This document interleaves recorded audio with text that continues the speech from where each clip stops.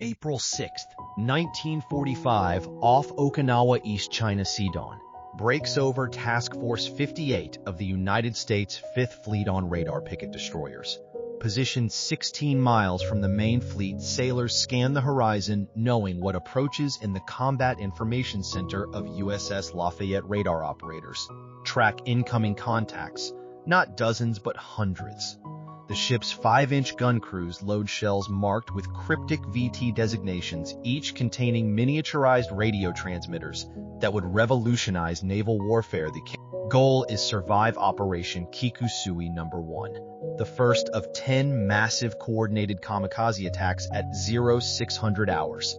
The sky fills with aircraft through the morning. Haze comes a sound that will define the Battle of Okinawa, the drone of hundreds of Japanese aircraft engines approaching in waves, pilots sealed in cockpits with no intention of returning. Leading the assault are pilots of the Imperial Japanese Navy's Special Attack Units, their Zero fighters and Yokosuka D-4Y Judy dive bombers laden with 250-kilogram bombs, followed by waves of older aircraft pressed into suicide service. Among them, specially trained Oka pilots sit sealed in rocket-powered flying bombs carried by Mitsubishi G4M Betty bombers. What happens next will demonstrate the revolutionary impact of American proximity fuse technology and reveal why Japanese kamikaze tactics, initially so devastating, would ultimately fail against the most sophisticated anti-aircraft system ever deployed. The American VT proximity fuse had arrived in the Pacific Theater after 2 years of combat testing that began with a single historic shot developed through a crash program initiated in 1940 by Section T of the Johns Hopkins Applied Physics Laboratory. Under Dr. Merle Tuve, the proximity fuse represented one of the 3 most critical secret projects of World War II alongside radar and the atomic bomb. The fuse operated on a brilliantly simple principle: a miniature radio transmitter receiver that would send out continuous radio waves and measure their return frequency. When the Doppler shift indicated proximity to a target, the fuse would detonate the shell automatically.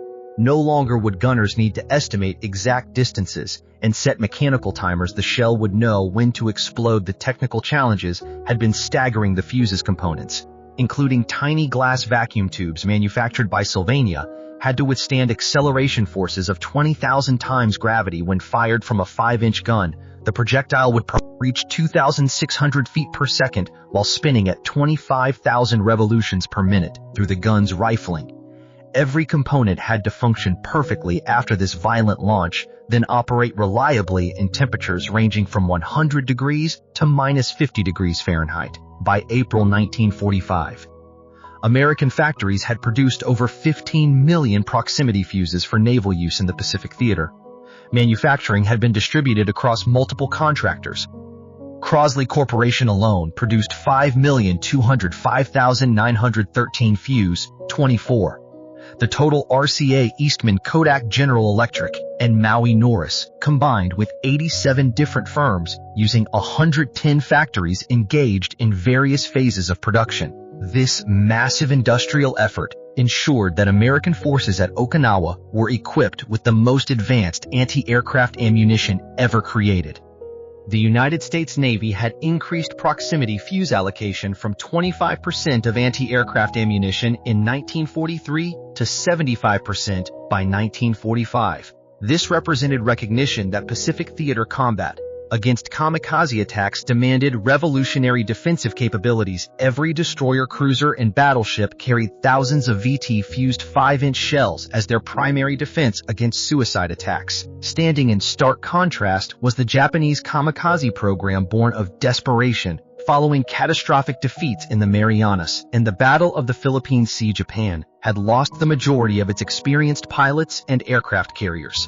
Vice Admiral Takujiro Onishi, commander of the 1st Air Fleet, had proposed the formation of special attack units in October 1944, arguing that conventional tactics could no longer succeed against overwhelming American firepower. The kamikaze represented Japan's attempt to transform its remaining inexperienced pilots into precision-guided weapons. The mathematics seemed favorable. while conventional attacks achieved hit rates of only 2 against heavily defended American ships. Early kamikaze attacks in the Philippines had achieved success rates exceeding 34%. A single pilot in a Zero fighter carrying a 250-kilogram bomb could potentially sink or cripple a destroyer, trading 1 life and 1 obsolete aircraft for hundreds of American casualties and millions of dollars in damaged warships.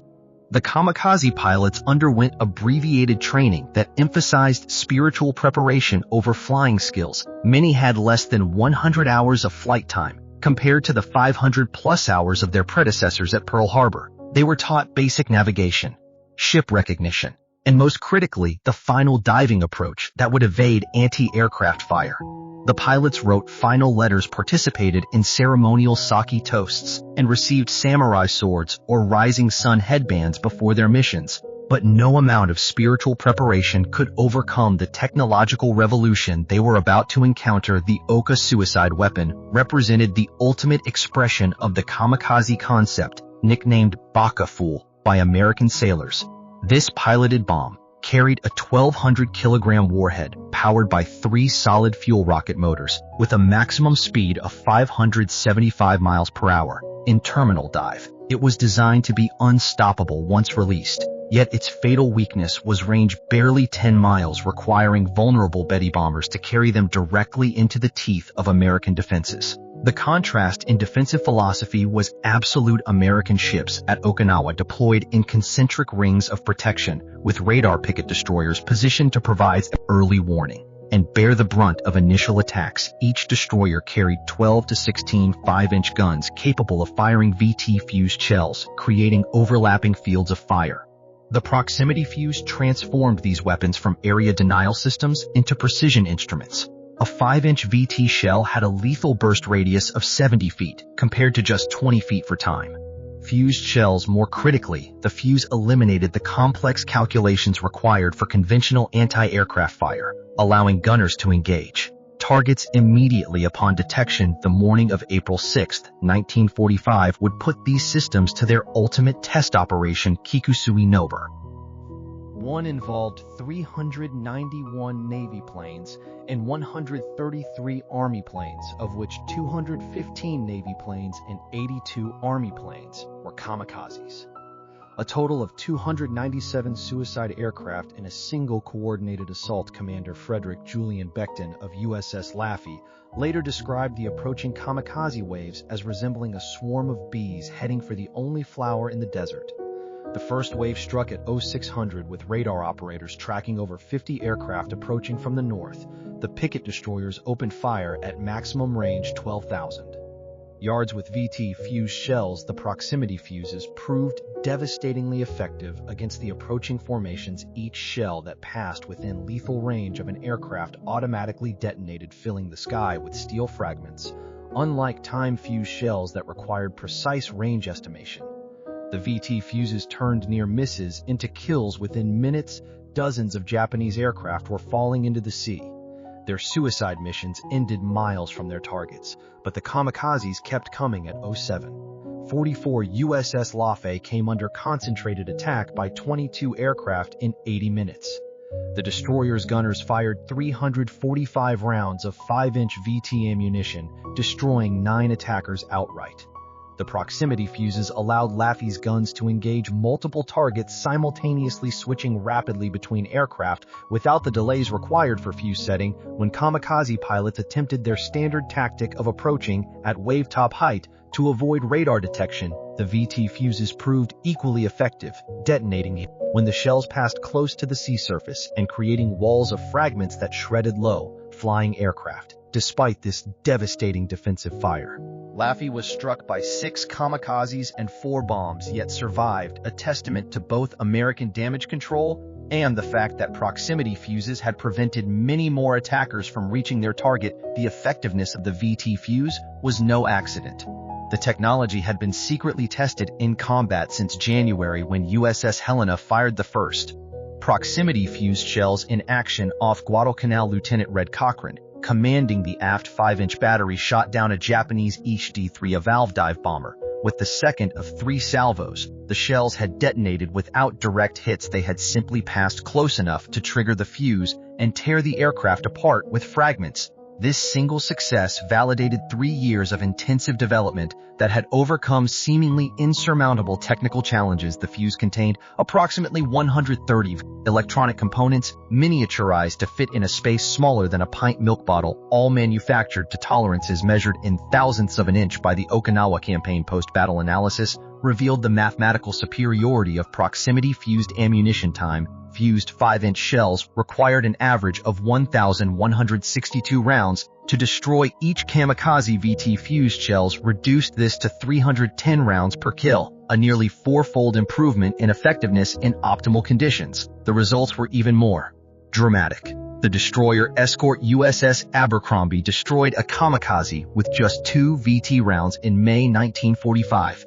The destroyer USS Morrison, defending against a massive kamikaze attack on May, shot down 8 attackers in minutes, using proximity-fused ammunition before being overwhelmed by sheer numbers. The psychological impact of the proximity fuse on Japanese pilots was profound. Surviving kamikaze pilots, who aborted their missions, reported the terrifying experience of approaching American task forces and through seemingly solid walls of exploding shells. The distinctive black puffs of VT explosions appeared with uncanny accuracy, as if the American gunners could see exactly where each aircraft would be. Japanese tactical doctrine had assumed that high-speed, low-altitude approaches would minimize exposure to anti-aircraft fire. The proximity fuse invalidated these assumptions entirely. Shells that would have missed by 50 feet with conventional fuses now detonated lethally close, turning the final approach into a gauntlet of precisely timed explosions. Vice Admiral Motoyama Ugaki, directing kamikaze operations from Kyushu, noted in his diary the increasingly devastating effectiveness of American anti-aircraft defenses. By late April 1945, Japanese naval intelligence estimated that fewer than 1 in 4 kamikaze aircraft were reaching their targets, compared to 1 in 3 during the Philippines campaign. The difference was primarily attributed to what Japanese reports described as new type anti-aircraft shells that seemed to explode with impossible accuracy. Ugaki wrote, the enemy's defensive firepower has increased remarkably. Our special attack aircraft are being destroyed at distances we previously considered safe. Individual American sailors operating the 5-inch guns with VT ammunition became legends within their task forces on the destroyer. USS Hugh W. Hadley, during the May attack gun cruise, claimed 17 confirmed kamikaze kills using proximity-fused ammunition. The gunners developed a technique of leading kamikaze aircraft with continuous fire, creating a wall of VT that attacking aircraft had to fly through. Their gun crews could fire 15 rounds per minute each, shell equipped with its own electronic brain seeking targets. During one 52-minute period, Hugh W. Hadley's guns destroyed multiple kamikazes in succession, with the proximity fuses ensuring that even shells passing above or below the rapidly maneuvering aircraft would detonate effectively. The story of USS Aaron Ward during the May attacks illustrates the proximity fuse's role as a force multiplier. When 40 kamikaze aircraft attacked the destroyer, her 5-inch batteries fired continuously for 52 minutes. The VT fuse shells destroyed 6 attackers completely and damaged 5 others severely enough that they crashed into the sea. Commander William Sanders later testified that without proximity fuses, his ship would have been overwhelmed in the first 10 minutes. The ability to engage targets without precise range finding allowed Aaron Ward's guns to shift rapidly between multiple threats, something impossible with time-fused ammunition. These accounts were multiplied across the entire fleet during the 10 major Kikusui operations from April 6 to June 1945.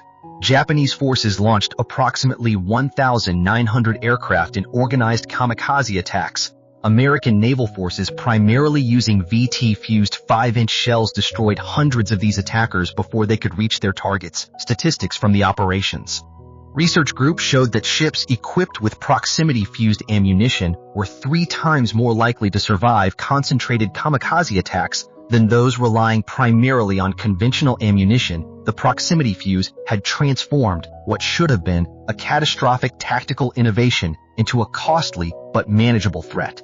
The disparity in technological adaptation became apparent As the campaign progressed, American forces continuously refined their proximity fuse tactics, discovering that VT shells were particularly effective when fired in patterns that created overlapping spheres of fragments. Ships began coordinating their fire to create these VT boxes through which kamikaze aircraft had to fly. The Japanese, meanwhile, could only respond with tactical variations, dawn attacks, multi-axis approaches, mixing conventional and suicide aircraft, none of which could overcome the fundamental advantage of shells that knew when to explode. The production statistics told the story of industrial warfare at its apex. By June 1945, American factories were producing 70,000 proximity fuses per day. The entire war effort would see over 22 million proximity fuses manufactured at a cost exceeding $1 billion in 1940s currency, roughly $15 billion in today's dollars. The Crosley Corporation alone employed 10,000 workers across 3 shifts, 7 days a week. Each fuse cost had dropped from $732 in 1942 to just $18 by 1945 through mass production efficiencies. This massive investment proved worthwhile when Navy analysis indicated that proximity fuses prevented the loss of dozens of ships during the Okinawa campaign alone. Japanese industrial capacity, devastated by strategic bombing and resource shortages, could produce nothing comparable. While Japanese scientists had understood the proximity fuse concept, German reports on Allied special ammunition had reached Japan via submarine. They lacked the industrial infrastructure to develop and mass produce such sophisticated devices. The vacuum tube technology alone required precision manufacturing capabilities that Japan's war-ravaged industry could not achieve. Japanese radar development, critical for understanding proximity fuse principles, remained primitive compared to American systems. The Type 22 radar, Japan's most advanced naval set, operated at wavelengths that made miniaturization impossible. Even if manufacturing capacity had existed, the effectiveness of the proximity fuse influenced Japanese tactical doctrine in the campaign's final stages. By May 1945, kamikaze pilots were instructed to approach American task forces at maximum altitude before diving vertically onto targets, hoping to minimize exposure to VT-fused anti-aircraft fire. This tactical adjustment, while reducing losses during approach, made accurate targeting nearly impossible. Ships could maneuver out of the dive path, and the high-altitude approach gave radar operators more time to track incoming aircraft. The attempted solution proved counterproductive. Admiral Richmond Kelly Turner, commander of amphibious forces at Okinawa, credited proximity fuses with making the invasion possible. In a letter to the Chief of Naval Operations, Turner wrote, "Without the VT fuse, our losses from suicide attacks would have been unbearable." The Japanese kamikaze was a formidable weapon that could have changed the outcome of the Pacific War if not for our technological superiority in anti-aircraft defense.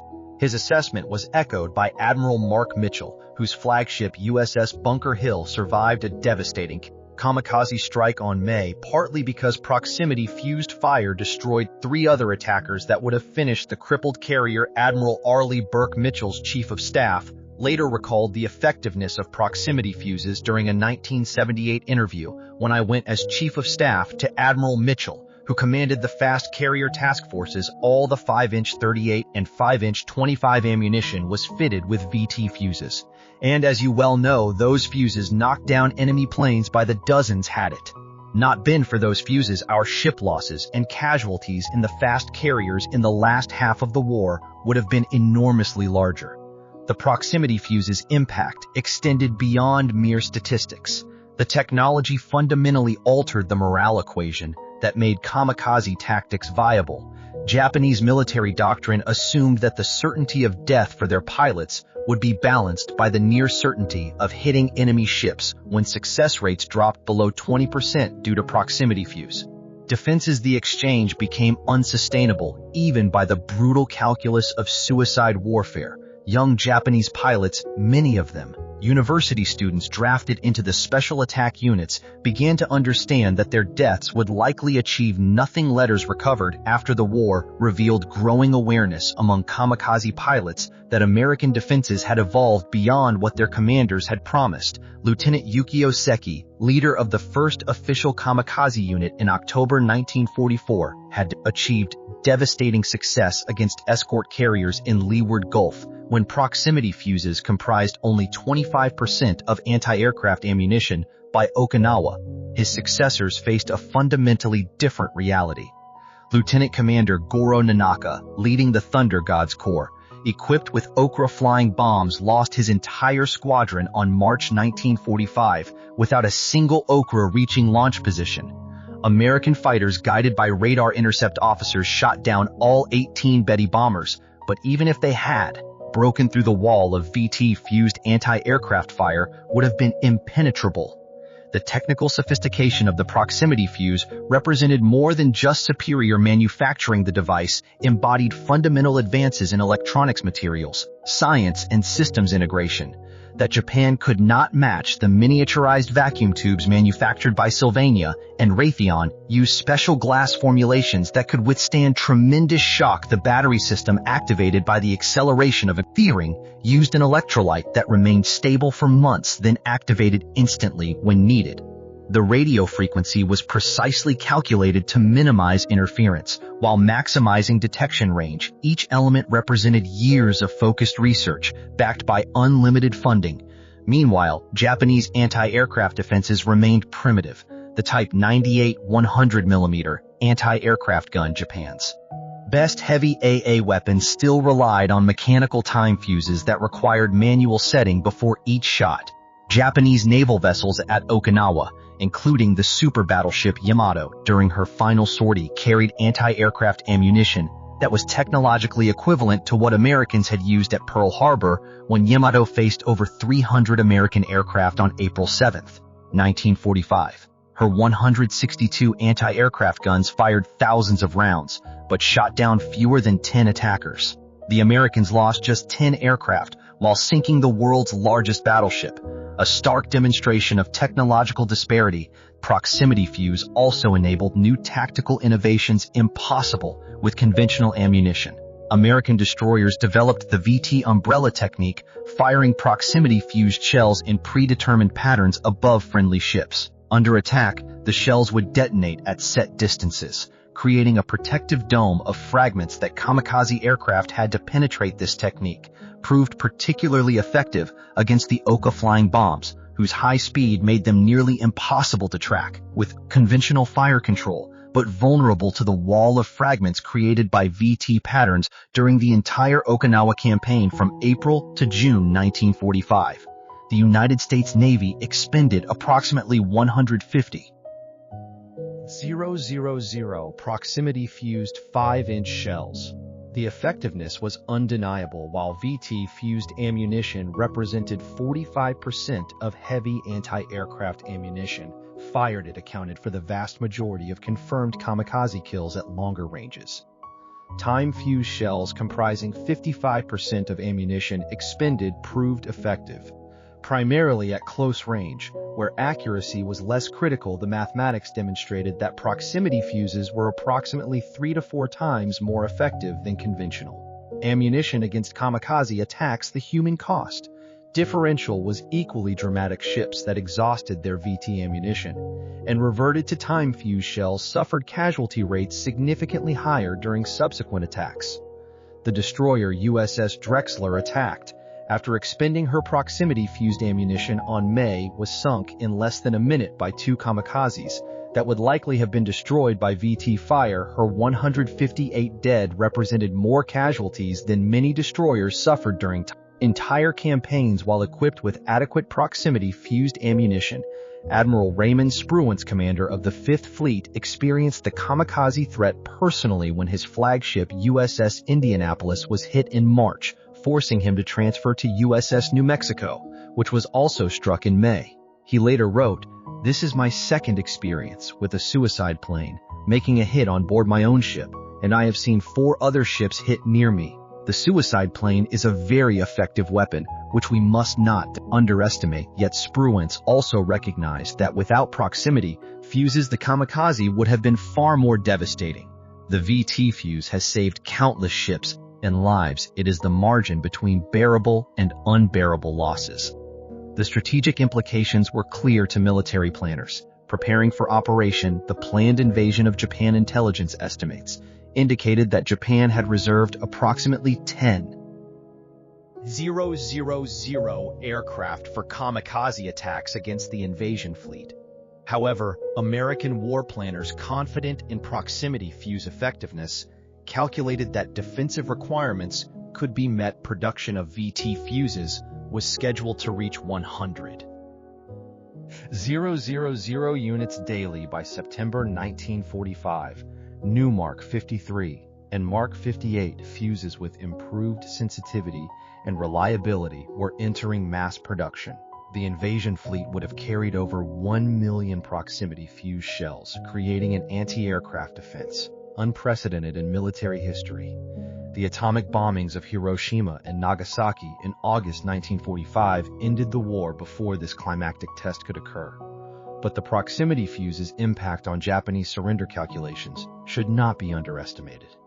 Japanese military assessments captured after the war acknowledged the impossibility of successful defense against an invasion fleet, protected by what they called electronic shells. Admiral Somu Toyota, chief of the Naval General Staff, testified after the war that the Japanese Navy had calculated homeland defense. Kamikaze attacks would achieve less than 10 success rates against proximity fuse defenses, a rate that would make the tactic militarily worthless. Post-war analysis revealed the full scope of the proximity fuse achievement. The program had mobilized 112 companies, in addition to the main contractors, creating an industrial ecosystem dedicated to producing the most sophisticated military electronics of the era.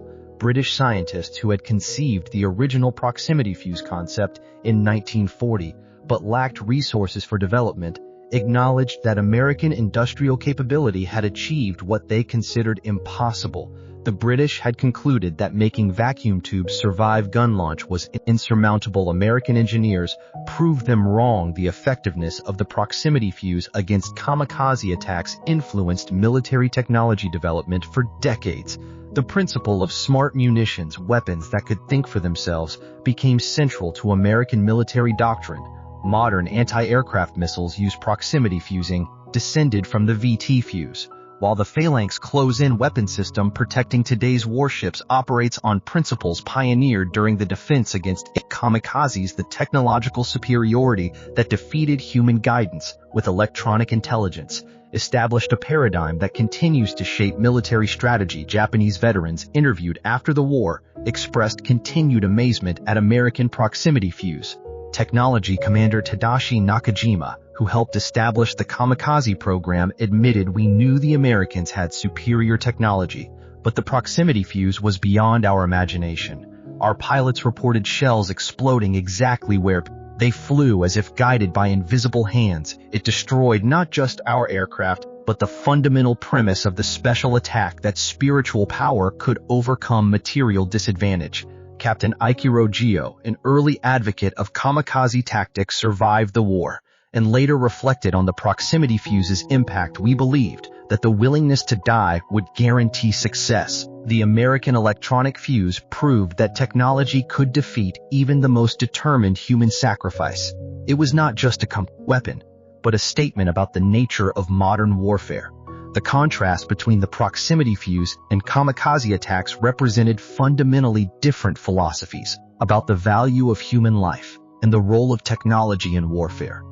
The American investment in preserving life through superior technology stood against the Japanese willingness to expend life as a weapon itself.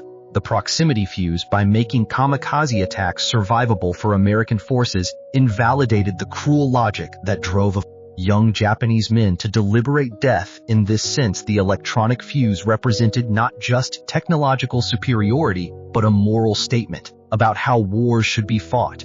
The legacy of the proximity fuse in defeating kamikaze attacks extends beyond military history. The crash development program that created the VT fuse established the model for subsequent American technical achievements, from the space program to modern computing. The collaboration between universities, private industry, and military requirements that produced 22 million sophisticated electronic devices under wartime pressure demonstrated American organizational capabilities that would define the post-war era. The Johns Hopkins Applied Physics Laboratory, where the proximity fuse was perfected, continued as a center of military technology innovation, developing everything from guided missiles to satellite navigation. Dr. Merle Tuve, who led the proximity fuse development, later reflected on the achievement: "We saved lives. By making weapons more effective, every kamikaze shot down by a proximity fuse meant American sailors who went home to their families. That was worth any amount of effort and expense." His team's success validated the American approach of applying scientific knowledge to military problems, a philosophy that would dominate defense strategy throughout the Cold War. For the Japanese, the failure of kamikaze tactics against proximity fuse defenses marked the end of beliefs about spiritual superiority. Overcoming material disadvantage, the young pilots who died in futile attacks against walls of VT-fused explosions became symbols not of noble sacrifice, but of military leadership that had failed to recognize technological reality. Modern Japan's emphasis on technological development and innovation can be traced partly to the harsh lessons of 1945, when electronic fuses defeated human pilots with mechanical precision. The mathematical precision of the proximity fuse's success, 310 rounds per kill, versus 162 for time fuse shells, translated into saved ships, preserved lives, and ultimately, strategic victory each. VT fuse that functioned correctly meant an American sailor who returned home a ship that survived to fight another day, and proof that technology could provide decisive advantage in modern warfare. The confirmed destruction of hundreds of kamikaze aircraft by proximity fuses before reaching their targets represented thousands of American casualties, prevented dozens of ships saved, and validation of the billion-dollar investment in electronic warfare. The story of technology defeating fatalism reached its climax in the waters off Okinawa, where radar-guided fighters, proximity-fused anti-aircraft shells, and sophisticated damage control systems prevailed against deliberate suicide attacks. The kamikaze pilots, brave young men sacrificed to a lost cause, flew into an electronic killing field. Their commanders never anticipated their deaths, while achieving tactical damage that horrified American sailors failed to achieve the strategic goal of making invasion costs unbearable. The proximity fuse had transformed their sacrifice from devastating weapon to manageable threat. Secretary of the Navy James Forrestal summarized the proximity fuse's contribution. The proximity fuse has helped blaze the trail to Japan without the protection. This ingenious device has given the surface ships of the fleet our westward push could not have been so swift, and the cost in men and ships would have been immeasurably greater. This assessment, shared by military leaders throughout the Pacific theater, recognized that electronic intelligence had defeated human sacrifice. The final accounting was sobering yet decisive. During the entire Okinawa campaign, Japanese kamikaze attacks sank 36 American ships and damaged 368 others. Terrible as these losses were, they represented survival of the vast majority of ships attacked at a rate that would have been impossible without proximity fuses. The 907 American sailors killed by kamikazes at Okinawa, while representing the Navy's bloodiest battle, were a fraction of casualties that conventional analysis predicted. Without VT technology, Japanese losses were absolute. Approximately 900 aircraft and pilots expended in organized kamikaze attacks during the 10 Kikusui operations, plus hundreds more in improvised suicide attempts, achieving tactical results that fell far short of strategic requirements. The proximity fuse's victory over kamikaze attacks demonstrated that in modern warfare, technological superiority could overcome advantages in numbers, determination, or even willingness to die. The American sailors manning 5-inch guns with VT ammunition held decisive advantage over Japanese pilots sealed in cockpits for one-way missions. The miniaturized radio transmitter in each shell nose represented industrial capacity, scientific knowledge, and organizational capability that no amount of martial spirit could match. When the electronic fuse met the human pilot in the skies over Okinawa, the outcome was predetermined by factories in Cincinnati laboratories in Maryland, and the fundamental American belief that technology could preserve life while achieving victory. The mathematical reality was inescapable. a proximity fuse weighing less than 5 pounds containing 130 electronic components manufactured for 18 by 1945 and functioning for less than 30 seconds could destroy a kamikaze aircraft with its pilot, representing years of training, tons of aluminum and steel, and most tragically, a human life that could never be replaced when multiplied across thousands of engagements throughout the Pacific theater. This equation translated into American victory through technological superiority that helped determine the war's outcome. The proximity fuse's success against kamikaze attacks validated the entire American approach to warfare in the 20th century. Investment in technology, faith in industrial production, and belief that superior equipment could overcome fanatical determination proved correct in the most extreme test imaginable for Japan. The failure of the kamikaze against proximity fuse defenses represented not just military defeat, but invalidation of the core beliefs about spirit, triumphing over matter. The electronic fuse had defeated the divine wind, proving that in the crucible of modern warfare, advanced technology would triumph over human sacrifice. The Pacific War demonstrated that in modern naval warfare, the ability to destroy aircraft at distance determined survival. Nations that could design, produce, and deploy superior defensive technology held decisive advantages over those relying on human courage alone. The proximity fuse versus kamikaze comparison illustrates this principle at the most fundamental level: American electronic sophistication defeating Japanese human sacrifice. The VT fuse's success at Okinawa established technological superiority as the determining factor in military effectiveness. The contrast between American and Japanese approaches to anti-aircraft defense ultimately tells a larger story about industrial warfare in the 20th century. Nations that could marshal scientific knowledge, manufacturing capability, and organizational expertise to produce superior military technology held insurmountable advantages. The proximity fuse represented the culmination of American strengths, innovative engineering, mass production, and systematic problem-solving applied to military challenges. Its triumph over the kamikaze demonstrated conclusively that in modern war, victory belonged to those who could think, build, and deploy better technology. The mathematical precision of the proximity fuse's effectiveness 3 to 4 times more effective than conventional ammunition, reducing required rounds per kill by 73%, preventing the loss of countless ships, translated into strategic victory that preserved American lives while defeating a determined enemy. This differential, multiplied across the vast Pacific theater, helped secure American victory and establish technological superiority as the foundation of post-war military doctrine. The electronic fuse had not just defeated the kamikaze, it had validated the entire American approach to warfare through superior technology, proving definitively that in matters of life and death, quality of equipment could overcome quantity of sacrifice.